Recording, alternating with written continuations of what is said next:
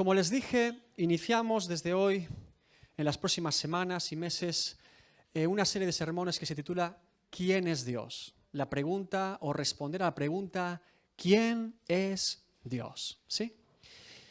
¿Quién es Dios?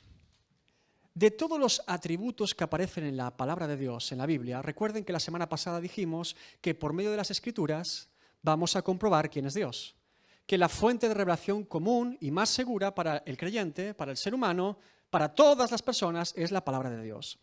¿Y cuál creen que es ese atributo de Dios más común y mencionado a lo largo de todas las Escrituras que define quién es Dios? ¿Quién creen que es? ¿Dios es?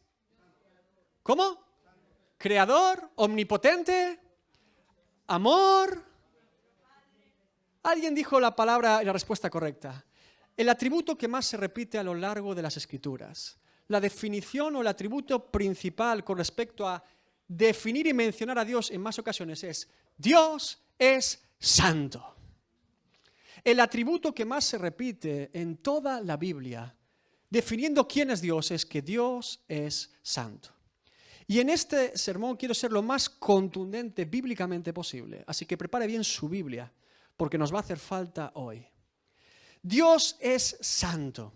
Y relacionado con este atributo de Dios es santo, podríamos también hablar de que Dios es perfecto, Dios es glorioso, Dios es digno, Dios es temible, porque su santidad refleja que estamos apartados y alejados de quien Él es.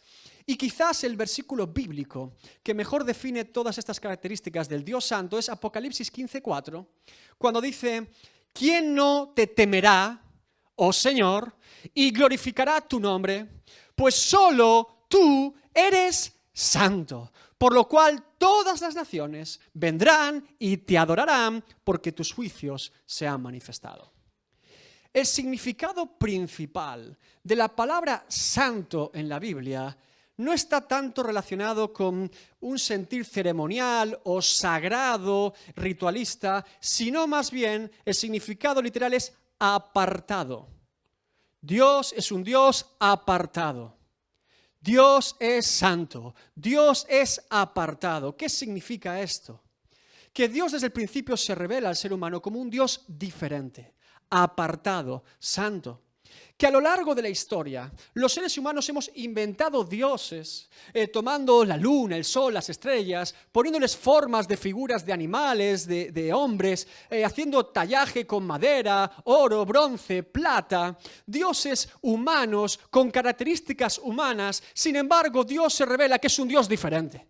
Es un Dios apartado, que nada tiene que ver con asuntos humanos, sino con asuntos divinos. Dios es un Dios aparte. Primera de Samuel 2:2. No hay santo como Jehová, porque no hay ninguno fuera de ti, y no hay refugio como el Dios nuestro. Y todo lo que está relacionado con Dios en las Escrituras es santo, apartado. El propio nombre de Dios es un nombre diferente, apartado y santo. Salmos 33:21, por tanto, en Él se alegrará nuestro corazón, porque en su santo nombre hemos confiado. Todo lo que se refiere a Dios es santo y apartado. También su nombre.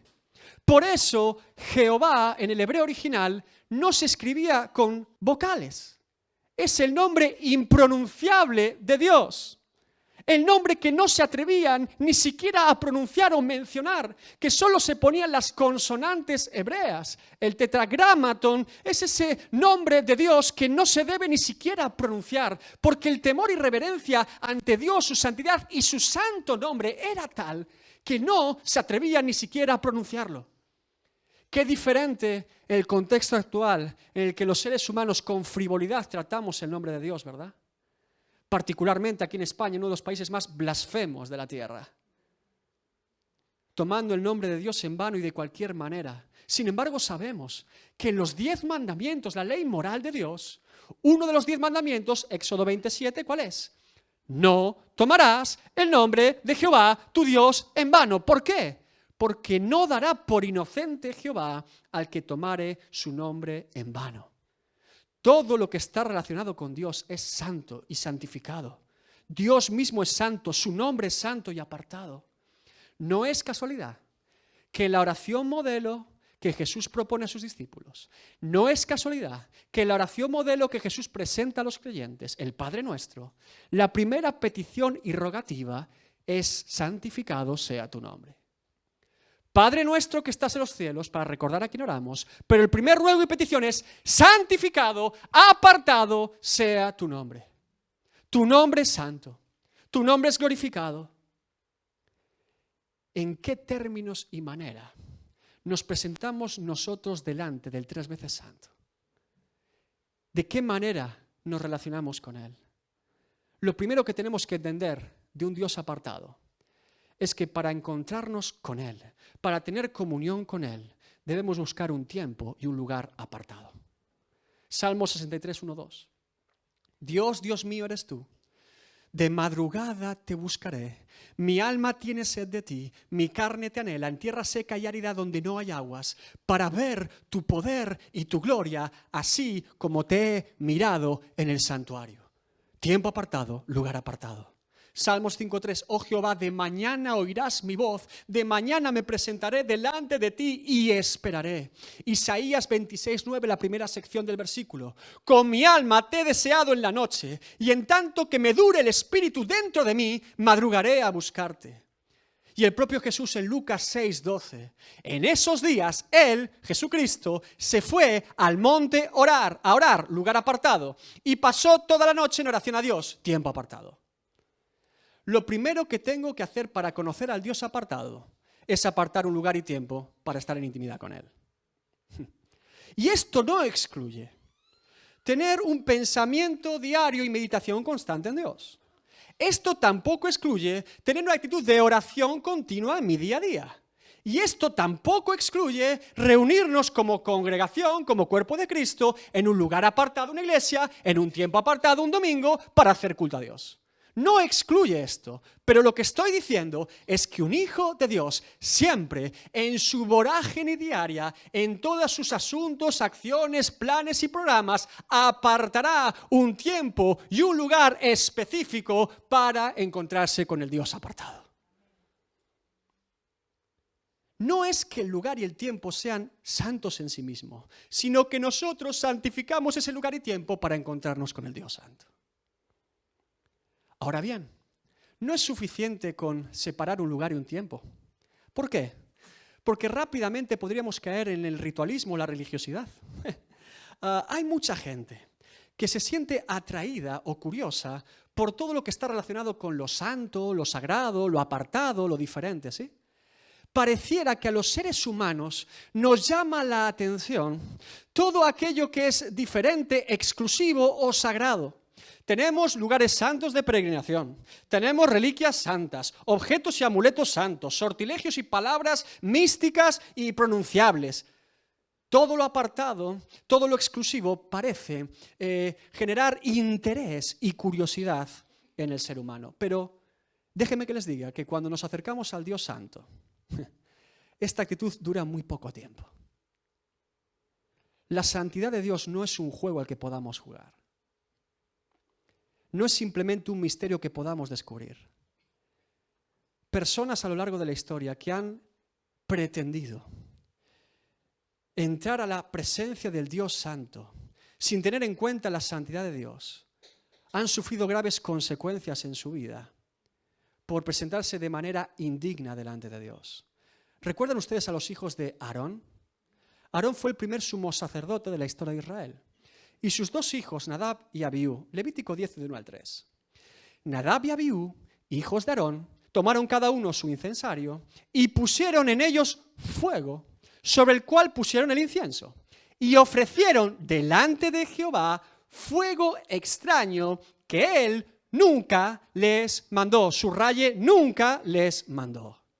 Estos jóvenes vienen a probar suerte delante de la presencia de Dios y en lugar de obedecer lo que Dios requiere, quieren hacerlo en sus propios términos o manera, a ver qué pasa con la santidad de Dios. Verso 2, y salió fuego de delante de Jehová y los quemó y murieron delante de Jehová.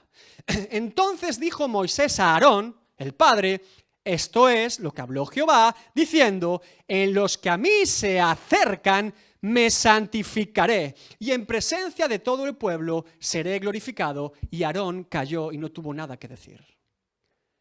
Porque la santidad de Dios implica presentarse delante de Dios en los términos que Dios exige. Y estos jóvenes lo hicieron a su manera, en desobediencia, y Dios trajo juicio. Es lo mismo que ocurre en Números 20:12. Recuerden, Moisés golpea la roca 2 veces, desobedece la palabra de Dios, y Dios dice, Jehová dijo a Moisés y a Aarón, por cuanto no creísteis en mí, falta de fe, para santificarme delante de los hijos de Israel, por tanto, no meteréis esta congregación en la tierra que les he dado. La desobediencia a Dios es considerada por Dios una profanación de su santidad. ¿Me oyó? La desobediencia a Dios es incurrir en blasfemar la santidad de Dios y tiene consecuencias muy graves. Por eso no es suficiente con un tiempo y un lugar apartados. Lo que Dios pide es que eso nazca de un corazón y una vida apartados. Isaías 29:13, citado por Jesús en Mateo 15, del 8 al 9. Dice pues el Señor, porque este pueblo se acerca a mí con su boca y con sus labios me honra, pero su corazón está lejos de mí.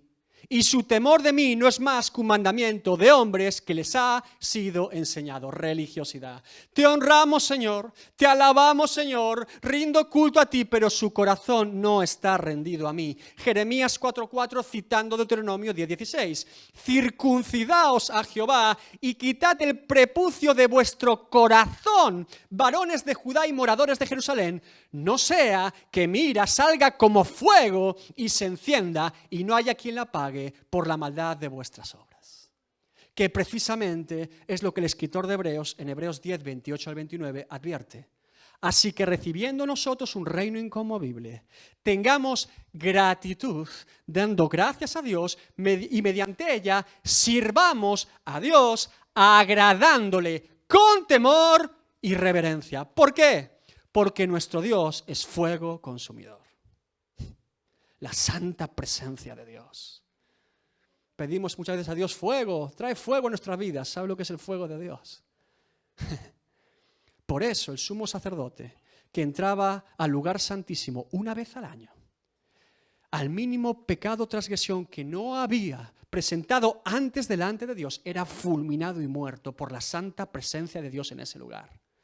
Por eso Ananías y Zafira, delante de la presencia del Espíritu Santo, mintiendo sobre lo que habían vendido de su propia heredad, caen muertos delante del apóstol Pedro cuando les pregunta, ¿qué habéis hecho con la heredad? Profanando la santidad de Dios. Y esto, hermanos, evidentemente nos debe dar temor, sí, respeto y reverencia por la santa presencia de Dios. Y la pregunta es obvia, ¿cómo podemos acercarnos a un Dios tan santo siendo nosotros tan impíos? ¿Cómo podemos acercarnos a un Dios tan apartado siendo nosotros tan comunes y ordinarios? Hebreos 12, del 12 al 15. Por lo cual también Jesús, para santificar al pueblo mediante su propia sangre, padeció fuera de la puerta. ¿Qué está diciendo en este primer versículo el escritor de Hebreos? Evidentemente la carta a los hebreos es una carta a creyentes judíos y hebreos. Y un judío sabe perfectamente a lo que se está refiriendo el escritor de Hebreos, que es el día del Yom Kippur, el día de la expiación del pecado del pueblo. Un día al año como símbolo de lo que Cristo iba a hacer. El pueblo de Dios se presentaba delante del sumo sacerdote y el sumo sacerdote tomaba 2 machos cabríos en 2 símbolos de una misma expiación. El primero era degollado por el sumo sacerdote y la sangre era presentada en el arca. El segundo, el sumo sacerdote como representante del pueblo, ponía sus manos sobre el segundo y confesaba todos los pecados del pueblo y era echado fuera del campamento, fuera de la puerta. Y el escritor de Hebreos está hablando de esos 2 actos que simbolizan la obra de Cristo y que Cristo cumplió. Cargando nuestros pecados, muriendo por nosotros fuera de Jerusalén, a la puerta en el monte Gólgota. ¿Y ahora qué dice el escritor de Hebreos? Verso 13. Salgamos, pues, a él fuera del campamento, llevando su vituperio. Porque no tenemos aquí ciudad permanente, sino que buscamos la porvenir. Así que ofrezcamos siempre a Dios, por medio de Él, de Jesucristo, sacrificio de alabanza, es decir, fruto de labios que confiesan su nombre.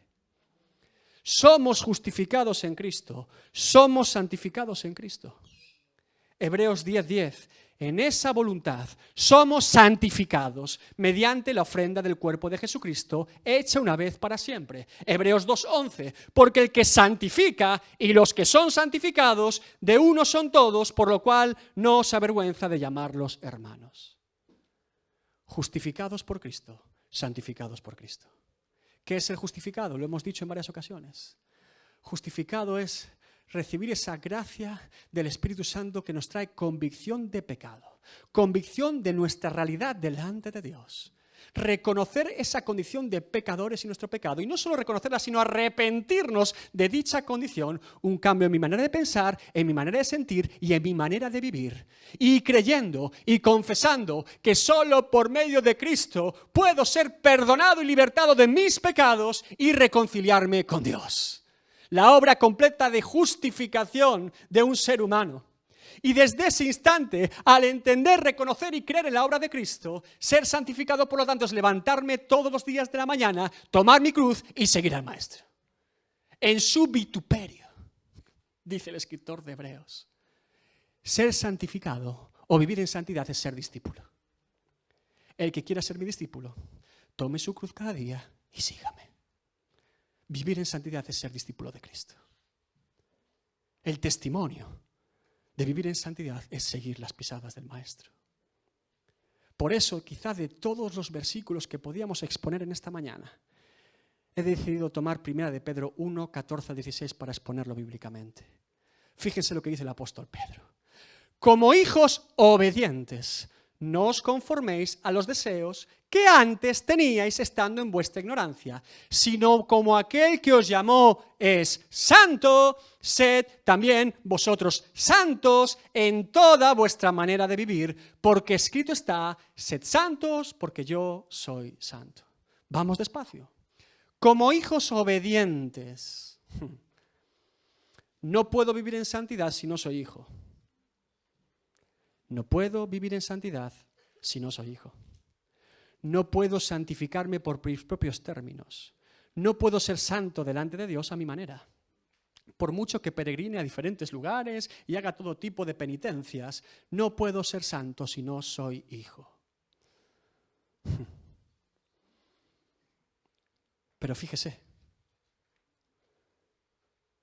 hijos obedientes. Quiere decir entonces que Pedro vincula ser hijo con ser obediente. No se puede separar la palabra hijo de obediente. Lo que está diciendo Pedro es que mi obediencia a Dios refleja que soy hijo. Y por lo tanto mi desobediencia a Dios refleja que no lo soy. Como hijos obedientes. Zacarías 7:11. Pero no quisieron escuchar, antes volvieron la espalda y taparon sus oídos para no oír. Mateo 7:21, no todo el que me dice, Señor, Señor, entrará en el reino de los cielos, sino el que hace la voluntad, obediencia de mi Padre que está en los cielos. Ahora, puedo parecer un hijo y ser un bastardo. Hebreos 12:8. Puedo parecer oveja y ser una cabra. Mateo 25:32. Puedo parecer trigo y ser cizaña. Mateo 13:30. ¿Cómo puedo entonces advertir y distinguir si soy hijo, oveja y trigo? Hebreos 12, 4 al 7. Los hijos. Porque aún no habéis resistido hasta la sangre combatiendo contra el pecado. Y habéis ya olvidado la exhortación que como a hijos se os dirige diciendo, Hijo mío, no menosprecies la disciplina del Señor, ni desmayes cuando eres reprendido por Él. Porque el Señor al que ama, disciplina y azota a todo el que recibe por hijo. Si soportáis la disciplina, Dios os trata como a hijos, porque ¿qué hijo es aquel a quien el Padre no disciplina? Ahora las ovejas. Juan 10:27. Mis ovejas oyen mi voz y yo las conozco y me siguen. Ahora el trigo, Colosenses 1:10. para que andéis como es digno del Señor, agradándole en todo, llevando fruto en toda buena obra y creciendo en el conocimiento de Dios. Los hijos de Dios conocen la vara de Dios, porque les ha dado unos cuantos azotes. Conocen el sonido de la vara de Dios y la disciplina de Dios. Las ovejas de Dios conocen la voz de Dios, y no solo la conocen y la reconocen, la siguen. El trigo de Dios da fruto y crece y se multiplica para extender el reino de Dios y para la gloria de Dios. Como hijos obedientes, no os conforméis a los deseos que antes teníais estando en vuestra ignorancia. El principal problema que tenemos los creyentes hoy en día es que por un lado queremos vivir en santidad delante de Dios. Sí queremos agradar a Dios, pero no queremos renunciar a los deseos que antes teníamos en nuestra ignorancia. Hay una parte de nuestra vida que quiere agradar y honrar a Dios, pero hay otra que queremos conservar antes de conocer a Cristo. Sí quiero lo de Dios, sí busco lo de Dios, pero hay cosas en mi vida, deseos en mi vida que yo tenía antes de conocer a Cristo y que no quiero entregar. Romanos 12, del 1 al 2, fíjense el apóstol Pablo. Así que, hermanos, os ruego por las misericordias de Dios, os imploro, os pido, os exhorto, que presentéis vuestros cuerpos, vuestra carne, en sacrificio vivo, santo, agradable a Dios, que es vuestro culto racional. No irracional, sino lógico, racional y natural. ¿Qué está diciendo el apóstol Pablo con tan pocas frases y tantas cosas? Bien, lo que está diciendo clara y llanamente el apóstol Pablo es que todo hijo de Dios sabe perfectamente que su carne, su naturaleza caída, ama lo del mundo. Y que su espíritu, que ha nacido de nuevo con Cristo, ama lo de Dios. Pero ¿qué ocurre? Que esa tensión entre espíritu y carne, si yo dejo que la carne gobierne, me va a alejar de Dios. Y el espíritu debe prevalecer sobre la carne. ¿Cómo hacemos esto entonces? Mortificando la carne todos los días, poniéndola como sacrificio vivo, que todo lo que me gusta, todo lo que deseo, que es incompatible con la palabra de Dios, con la relación que yo tengo con Dios, que me aleja de Dios, debe ser puesto en el altar de sacrificio voluntariamente, porque es nuestro culto racional, porque sabemos que eso nos acerca a Dios y nos aleja del pecado. Y todo hijo de Dios pondrá en el altar entonces todo aquello que no es digno delante de Dios, para que sea consumido y sacrificado voluntariamente. Es lo que está diciendo el apóstol Pablo. Por eso concluye en el verso 2, no os conforméis a este siglo, sino transformaos por medio de la renovación de vuestro entendimiento para que comprobéis cuál sea la buena voluntad de Dios, agradable y perfecta. Y siempre que lea Romanos 12 del 1 al 2, lea Hebreos 12 del 1 al 2, porque usted va a entender cómo podemos renovar nuestro entendimiento. Por tanto, nosotros también, teniendo en derredor nuestro, alrededor nuestro, tan grande nube de testigos. Hebreos 12 es justo después de Hebreos 11, que son los héroes de la fe, en el que el escritor de Hebreos relata en un capítulo completo todos y muchos de los testimonios que tienen desde Abel todos los creyentes de hombres y mujeres consagrados a Dios, apartados a Dios, que creyeron a Dios y que son testimonios vivos, antorchas vivas para nosotros hoy de cómo debemos ser apartados para Dios. ¿Y ahora qué dice? Teniendo estos testigos, sabiendo cuál es su ejemplo y testimonio de su fe en Dios, despojémonos de todo peso y del pecado que nos asedia y corramos con paciencia la carrera que tenemos por delante. Dejo atrás el pecado y empiezo a correr hacia adelante. Pero ¿cómo puedo dejar atrás el pecado y ponerme a correr hacia adelante? Ahí está la conclusión. Puestos los ojos en Jesús, autor y consumador de la fe, el cual por el gozo puesto delante de él sufrió la cruz, menospreciando el oprobio y se sentó a la diestra del trono de Dios. Es decir, nosotros corremos mirando, fijando nuestra mirada en Cristo, porque él lo hizo primero. Puso sus ojos en la redención del ser humano y con sumo gozo aceptó su vituperio, aceptó la muerte en una cruz para salvarnos a nosotros. Y por esa obra yo puedo fijar mis ojos en Cristo, dejar mi vida de pecado y correr la carrera. Como hijos obedientes, no os conforméis a los deseos que antes teníais estando en vuestra ignorancia, sino como aquel que os llamó. ¿Quién nos llamó? ¿Quién? Hermanos, me temo que a veces tenemos demasiado afán de protagonismo de nuestra propia salvación, justificación y santificación en Dios. Yo el primero, ¿eh?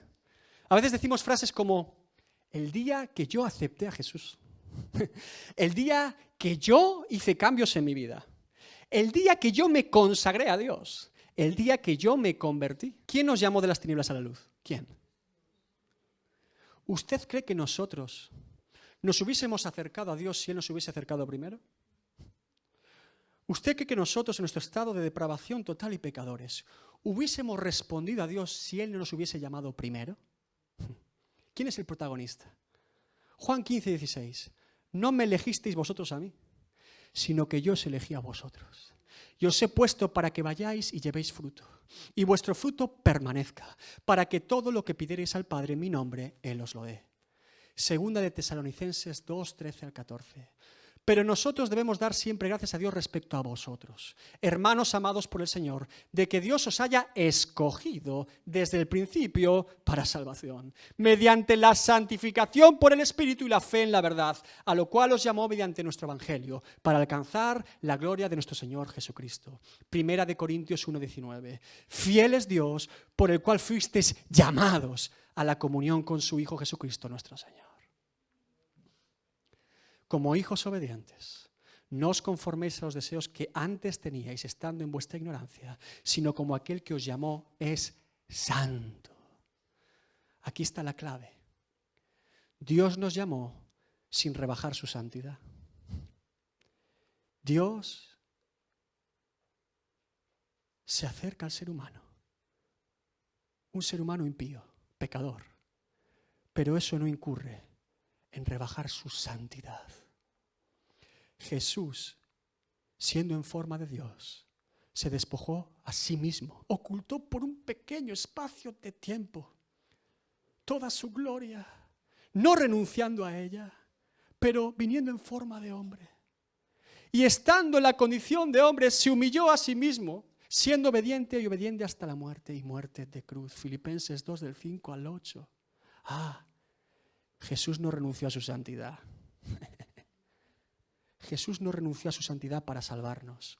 Jesús nos hizo hombre para ser pecador y representarnos a los pecadores como pecador. No, todo lo contrario. Jesús siempre conservó su santidad desde su concepción. Por eso Lucas 1:35 dice, respondiendo el ángel le dijo, el Espíritu Santo, María, vendrá sobre ti, y el poder del Altísimo te cubrirá con su sombra, por lo cual también el santo ser que nacerá será llamado Hijo de Dios. Cristo nació santo, Cristo creció santo, Cristo vivió santo y Cristo se presentó santo delante del Padre como Cordero que quita el pecado del mundo. Porque tal sumo sacerdote nos convenía, santo, inocente, sin mancha, apartado de los pecadores y hecho más sublime que los cielos, que no tiene necesidad cada día, como aquellos sumos sacerdotes, de ofrecer primero sacrificios por sus propios pecados y luego por los del pueblo, porque esto lo hizo una vez para siempre, ofreciéndose a sí mismo. Sumo sacerdote y sacrificio a la vez. Se entregó a sí mismo, santo, inocente, perfecto. Como hijos obedientes, no os conforméis a los deseos que antes teníais en vuestra ignorancia, sino como aquel que os llamó es santo, sed también vosotros santos. Si el que nos llama es santo, para presentarnos delante de él, tenemos que presentarnos santos. Pero tenemos un problema. El hombre no puede santificarse a sí mismo. No tenemos ninguna virtud ni capacidad propia para santificarnos en el grado que Dios exige en su santa presencia. Esa es la cuestión. Por eso Cristo nos justifica y Cristo nos santifica. Solo por medio de Cristo. El único camino de acceso al Padre, el único camino a la santa presencia de Dios es Cristo. No hay otro camino, no hay otra verdad, no hay otra vía, no hay otra posibilidad que no sea por medio de la obra de Cristo. Hebreos 4, 14 al 16. Por tanto, teniendo un gran sumo sacerdote que traspasó los cielos, Jesús el Hijo de Dios, retengamos nuestra profesión, porque no tenemos un sumo sacerdote que no pueda compadecerse de nuestras debilidades, sino uno que fue tentado en todo según nuestra semejanza, pero sin pecado. Acerquémonos, pues, confiadamente al trono de la gracia para alcanzar misericordia y hallar gracia para el oportuno socorro. Efesios 2:13. Pero ahora en Cristo Jesús, vosotros, que en otro tiempo estabais lejos, habéis sido hechos cercanos por la sangre de Cristo. Romanos 5:1-2. Justificados, primero justificación, pues por la fe, tenemos paz para con Dios por medio de nuestro Señor Jesucristo, por quien también santificación, tenemos entrada por la fe a esta gracia en la cual estamos firmes y nos gloriamos en la esperanza de la gloria de Dios. Mateo 27, 50, 51. Mas Jesús, habiendo otra vez clamado a gran voz, entregó el Espíritu. Y he aquí, el velo del templo se rasgó en dos, de arriba abajo, y la tierra tembló, y las rocas se partieron. Ese lugar santísimo, preservado para un solo hombre una vez al año, representando al pueblo de Dios, el velo se rasgó. Y ahora todo hijo de Dios, por la sangre de Jesucristo y su obra de santificación en nosotros, nos da acceso al trono de la gloria de Dios. No hay otra manera por Cristo, en Cristo. Como hijos obedientes, no os conforméis a los deseos que antes teníais, estando en vuestra ignorancia, sino como aquel que os llamó es santo, sed también vosotros santos en toda vuestra manera de vivir. Hermano, amigo, no solamente santo en la iglesia, tampoco solo cuando los demás me ven. ¿Sí? Ahí guardamos nuestra mejor versión. Es fácil ser santo, pretender ser santo en la iglesia y ser un villano en mi casa, ¿verdad? Es fácil ser santo y una persona recta delante de las personas que me ven y ser un sinvergüenza cuando nadie me ve. Muchas veces nos presentamos a la iglesia para honrar a Dios, a veces con una actitud de querer encontrarnos con Dios. Y Satanás y los demonios están esperándonos fuera diciendo, ya te veré ahora en casa. Nos vemos ahora en casa. A la salida te espero. ¿Sí? Que Dios sea santo y apartado no significa en ningún caso que Dios no conozca todo de mí. Que Dios sea santo y apartado no significa que algo pase desapercibido por Dios en mi vida. Incluso mis pensamientos más profundos. Jeremías 23, 23 al 24. ¿Soy yo Dios de cerca solamente? Dice Jehová, y no Dios desde muy lejos. ¿Se ocultará alguno, dice Jehová, en escondrijos que yo no lo vea? ¿No lleno yo, dice Jehová, el cielo y la tierra? Apocalipsis 3, 15 y 16. Yo conozco tus obras, que ni eres frío ni caliente. Ojalá fueses frío o caliente, pero por cuanto eres tibio y no frío ni caliente, te vomitaré de mi boca. Si estoy frío, podrá venir temor de Dios a mi vida y arrepentirme de mi condición. Si estoy caliente, estoy cercano a la presencia de Dios, pero tibio es esa especie de dualidad en la que vivimos muchas veces, esa esquizofrenia espiritual en la que ya no sé qué versión doy a cada persona. Esa locura mental en la que ofrezco una cara a mi jefe, una cara a mi esposa, una cara en la iglesia, una cara en la calle. Y no se puede vivir ni convivir así por mucho tiempo, porque entramos en una locura interna en la que ya no sabemos ni quiénes somos. La tibieza espiritual es el peor estado posible, en la que ya no sé qué versión soy de mí mismo. Cada cosa que hago debe ser para la gloria de Dios. Cada cosa que digo y pronuncio debe ser para la gloria de Dios. Cada acto en mi vida debe ser apartado y santificado para Dios. Ese es el propósito de un hijo de Dios. Como hijos obedientes, no os conforméis a los deseos que antes teníais, estando en vuestra ignorancia, sino como aquel que os llamó es santo, sed también vosotros santos en toda vuestra manera de vivir. Porque escrito está, sed santos porque yo soy santo. Escrito está Levítico 20, 26. Habéis pues de serme santos, porque yo Jehová soy santo, y os he apartado de los pueblos para que seáis míos. Deuteronomio 7, 6. Porque tú eres pueblo santo para Jehová tu Dios. Jehová tu Dios te ha escogido para serle un pueblo especial, más que todos los pueblos que están sobre la tierra. y cantamos, somos el pueblo de Dios, ¿sí? Somos un pueblo especial. Qué pena que la letra de esa canción diga especial y no santo y apartado. Porque aquel que no conoce Deuteronomio 7:6 podría llegar a pensar que yo soy pueblo de Dios y soy especial, porque sí, somos especiales, ¿verdad? Hacemos cultos especiales, cantamos músicas especiales, hacemos eventos especiales, conciertos especiales, ponemos la iglesia pintada de negro, unas luces de colores y hacemos cosas muy especiales. Pero el énfasis del texto bíblico nada tiene que ver con eso. Dios dice que somos un pueblo santo y apartado. Por eso somos especiales. El pueblo de Dios no tiene nada de especial si no es santo. ¿Ve? No tenemos nada de especial si no estamos viviendo en santidad delante de Dios. Recuerden que los profetas de Baal, en el Monte Carmelo, 450 profetas de Baal, se creían muy especiales, clamando al Dios Baal por un fuego del cielo que jamás iba a caer. Eran muy especiales, hacían gritos, cantaban, tocaban panderos y el pueblo estaba allí reunido con Acab y decían, ¡qué especiales son! Son muy especiales, ¿verdad? Hacen cosas especiales, hacen liturgias especiales y algunos se ha puesto la bandera de Israel y se pone a adorar allí, ¡oh Baal, trae el fuego, trae el fuego! Algunos empiezan a cortarse las venas, a hacer un drama espantoso allí, ¡oh, cuánta consagración a su Dios!, ¿verdad? ¡Cuánta búsqueda de su Dios! Pero no, va a caer fuego del cielo. Mucho ruido, poco fuego.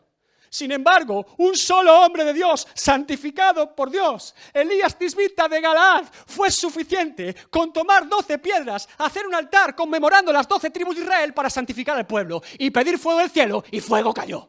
Y consumió el altar, consumió el sacrificio y aun la zanja con agua la lamió el fuego, no quedó nada en pie, por un solo hombre santificado por Dios. Uno solo. Mucha palabra, poco fuego. Sin embargo, ese hombre, que no sabemos de dónde viene ni a dónde va, ese hombre extraño, santo para Dios, la primera vez que se presenta en Primera de Reyes 17, le dice a Acab, vive Jehová en cuya presencia estoy. ¡Aleluya! Ese sí que sabía quién era el Dios santo. Ese sí que vivía en la santidad de Dios. Nada que ver, ¿verdad? Nada que ver. Mucho fuego de color, pero poco fuego santo. Oh, Dios mío, que en este tiempo alguien se tome en serio tu palabra y nos avergüenza a todos. Ese tipo extraño, extravagante como Elías, no sabemos de dónde viene, no sabemos dónde va, y le dice durante 3 años no va a llover, y no llueve. Y ahora pide fuego del cielo y fuego cae. Oh, Dios mío. El pueblo de Dios es apartado y santo, porque el Dios del pueblo es santo y apartado. Pedro lo explica de la siguiente manera, Primera de Pedro 2, del 9 al 11. Mas vosotros sois linaje escogido, lo sabemos bien, real sacerdocio, nación santa, pueblo adquirido por Dios, para que anunciéis las virtudes de aquel que os llamó de las tinieblas a... ¿Quién nos llamó? Aquel Dios nos llamó de las tinieblas a su luz admirable. Vosotros que en otro tiempo no erais pueblo, pero ahora sois pueblo de Dios. Oh, vosotros que en otro tiempo no habíais alcanzado misericordia, pero ahora habéis alcanzado misericordia. Y lea siempre el versículo 11. Amados, yo os ruego, como extranjeros y peregrinos, que os abstengáis de los deseos carnales que batallan contra el alma. Somos extranjeros y peregrinos. Vivimos en tierra extraña. Vivimos en tierra hostil. Nuestra patria está en lo alto. Nuestra ciudadanía está en los cielos. Aleluya. Muchos vinieron de Latinoamérica, ¿verdad? Con lo opuesto. Dejando lo que creían que era su hogar para hacer un nuevo hogar aquí. Déjeme que le diga, usted no dejó su hogar allí. Ni tampoco tiene hogar aquí. Su patria está en los cielos. Aleluya. Su morada está en lo alto. Somos linaje escogido, revestidos de Cristo. Su sangre limpió nuestra maldad, borró nuestras transgresiones, nos dio ropaje real, vestiduras del pueblo de Dios, ropa santa del Dios santo. La vida del creyente es una vida apartada, una vida santificada para Dios. La vida del creyente es decir no al mundo y sí a Dios. La palabra que más utiliza un hijo de Dios en este mundo y sociedad es no. Y la palabra que un hijo de Dios más utiliza delante de la presencia de Dios es sí, amén y gracias.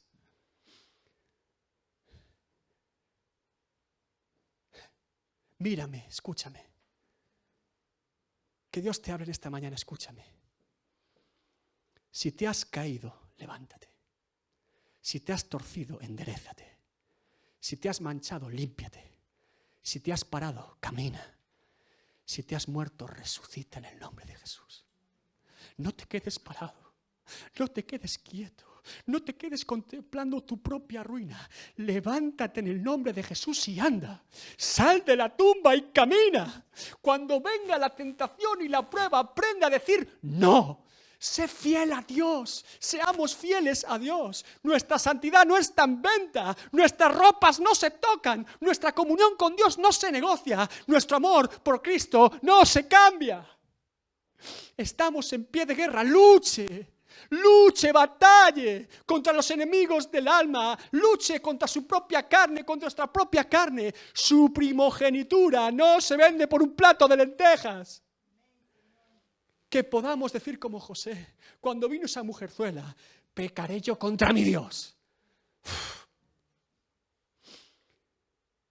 No había nadie en ese lugar, ni siquiera su jefe. No estaban sus padres, lo habían vendido como esclavo, sus hermanos tampoco estaban, su Dios estaba en una tierra lejana supuestamente, pero ese joven tenía tal certeza de que la presencia de Dios estaba con él todo instante. ¿Pecaré yo contra mi Dios? No. ¿Por qué ser como José?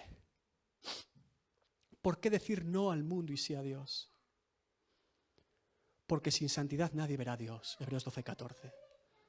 Porque escrito está, sed santos, porque yo soy santo, dice Jehová. Hay un coro que dice, la cruz delante, el mundo atrás. Y no iremos a la primera parte, he decidido, ese sería otro debate. Pero vamos a quedarnos con la frase, la cruz delante, el mundo atrás. Fijando nuestros ojos en Cristo que tenemos delante, despojándonos de todo peso y pecado que queda atrás. Lucas 9:62. Y Jesús le dijo, ninguno que poniendo su mano en el arado mira hacia atrás es apto para el reino de Dios. No hagamos como la mujer de Lot, mirando a Sodoma y Gomorra, consumiéndose en fuego y petrificándonos allí. No hagamos como el pueblo de Israel, que había salido ya de Egipto, pero Egipto nunca había salido de él. ¿Qué es eso que nos gusta tanto? ¿Qué hemos dejado atrás? Que se compara con lo que tenemos delante. Si tengo a Cristo delante, ¿por qué querría yo mirar atrás? Si el Santo Hijo de Dios es lo que he fijado en mi vista, ¿para qué yo querría mirar atrás?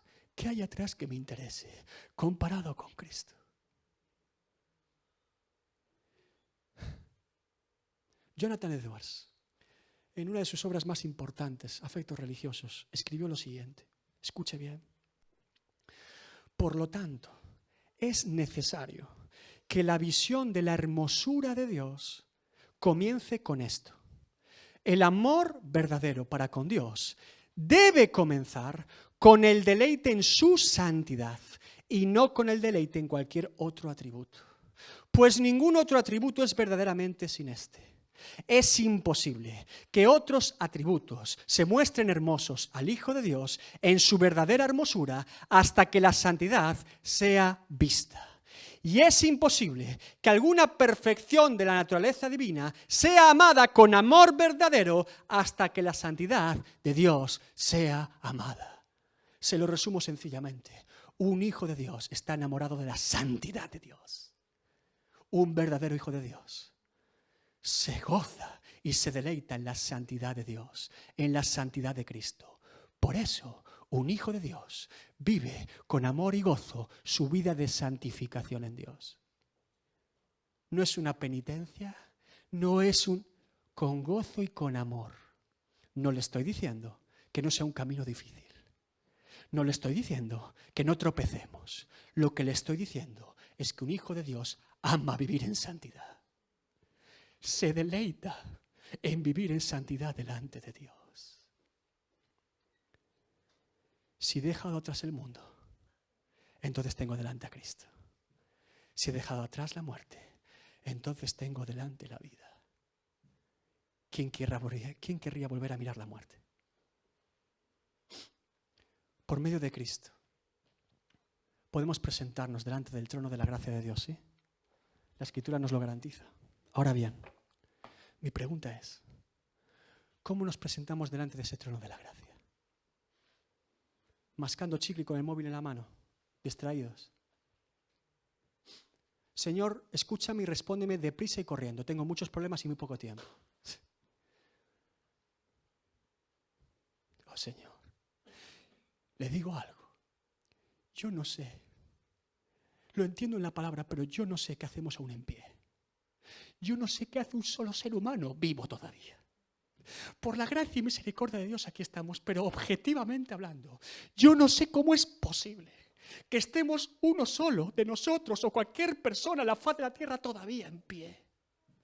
La única idea que puedo entender en las Escrituras es que abogado tenemos para con el Padre, que recuerda constantemente que Él murió por nosotros, que Él se entregó por nosotros, porque le garantizo desde luego que si no fuera por la gracia y misericordia de Dios, no estaríamos ni uno vivos y no mereceríamos estar ni uno vivos. ¿En qué términos nos presentamos delante de Dios? ¿En qué manera? Oh Señor, ayúdanos, Dios mío. Ayúdanos en este tiempo. Si usted quiere jugar a ser cristiano, se equivocó de lugar. Si usted quiere consagrarse más a Dios, conocer más a Cristo, conocer más de la palabra de Dios, profundizar en la santidad de Dios, yo me apunto con usted. Cuente conmigo entonces. Pero créame, jugar con la santidad de Dios es jugar con el fuego de Dios. Y su santa presencia es fuego consumidor. Yo sé que estos mensajes confrontan nuestra alma y espíritu, pero es necesario. Porque no sabemos los días que tenemos en la vida. ¿Quién los ha contado? ¿Quién los ha calculado? ¿Quién? ¿Quién sabrá dónde estará mañana? ¿Quién sabrá si su plan de esta tarde saldrá bien? Ahora, en Cristo tenemos herencia más que suficiente. Fija tus ojos en Cristo. Fija tus ojos en Cristo. Extiéndete a lo porvenir y deja todo atrás. Toma el arado, valiente hijo de Dios. Toma el arado y no mires atrás, en el nombre de Jesús. Toma el arado, mira tus ojos y fíjalos en Cristo. Anda y camina. Oh Señor, te invito a que te pongas de pie en esta mañana.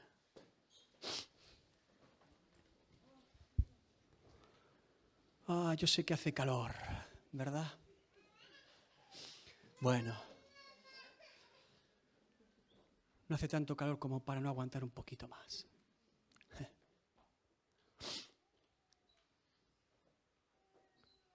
Aquí hay personas en este lugar que han intentado muchas veces, de muchas maneras,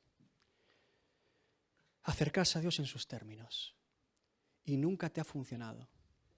Quizá la emoción del momento, quizá la situación terrible que estabas viviendo te han llevado a acercarte a curiosear con la santidad de Dios, pero no duran el tiempo.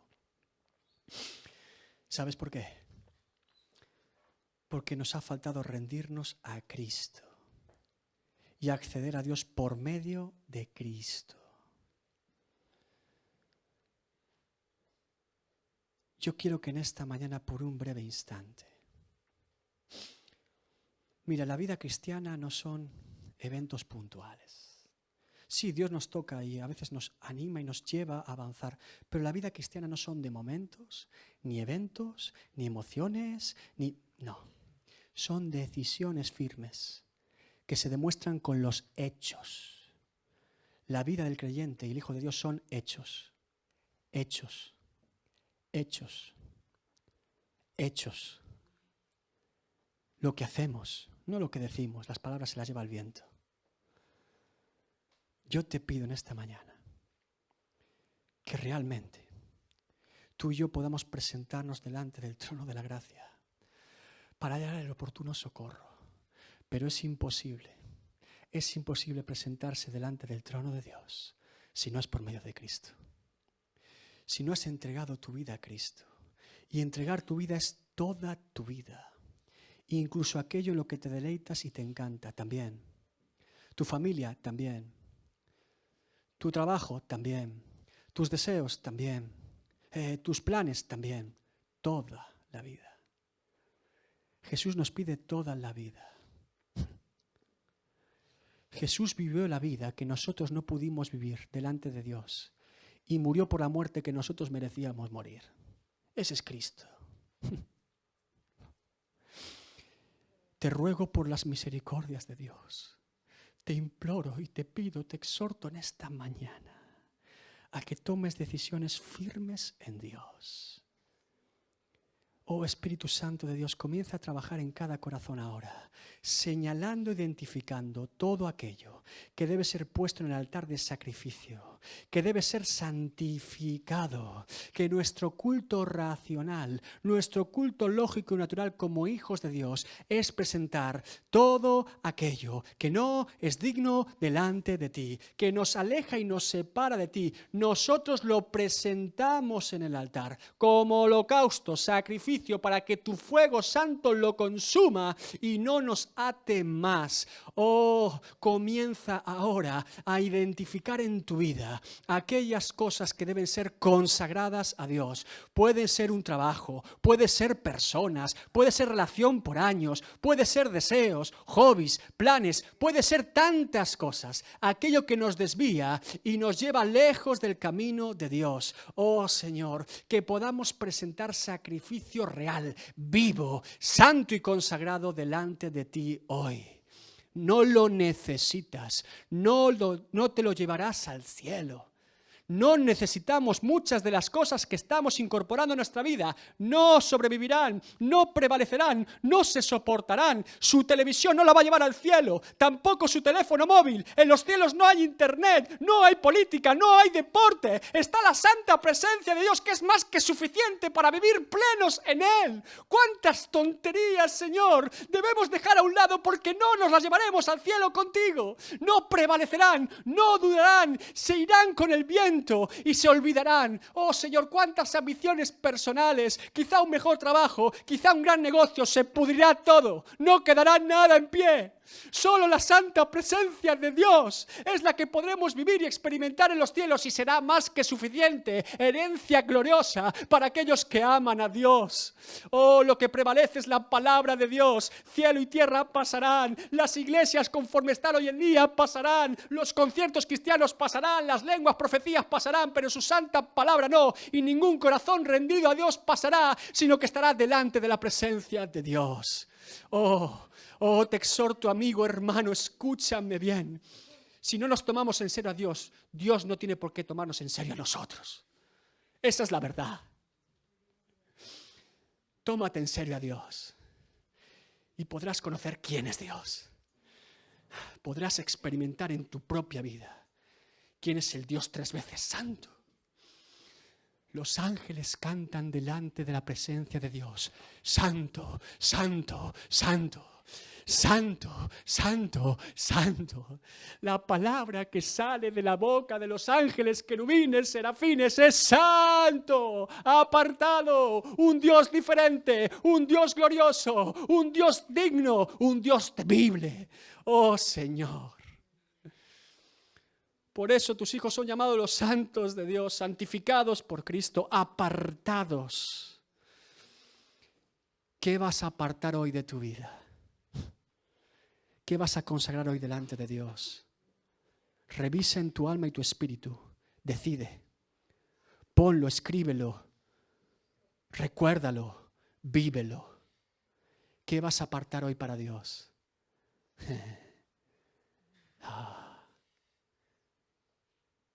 Dios está llamando a tu puerta una vez más. Dios está identificando una vez más aquello que tú ya sabes que debes apartar y dejar lejos. La cruz delante, el mundo atrás. La cruz delante, el mundo atrás. La cruz delante, el mundo atrás. Puestos nuestros ojos en Jesús, autor y consumador de la fe. La vida del creyente es una vida de gozo, porque ha puesto sus ojos en Cristo.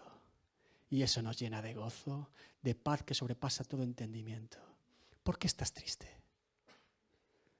Un creyente no está triste. Sí, podemos apenarnos por situaciones en nuestra vida, pero no prevalece la tristeza.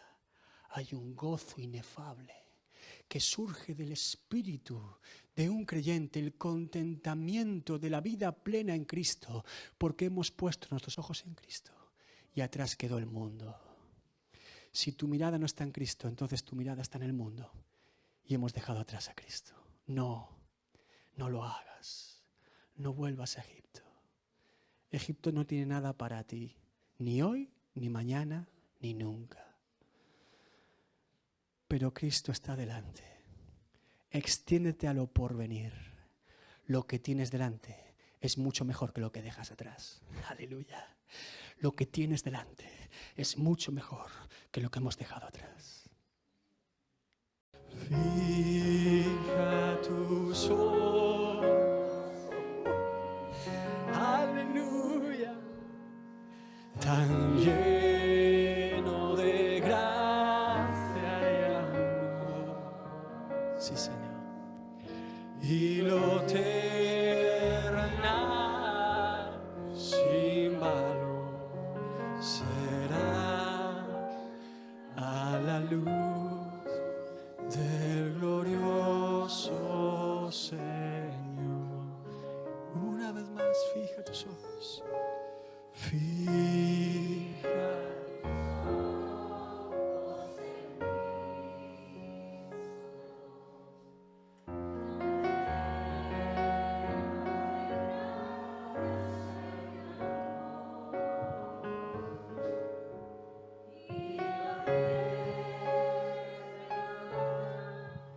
Sin valor será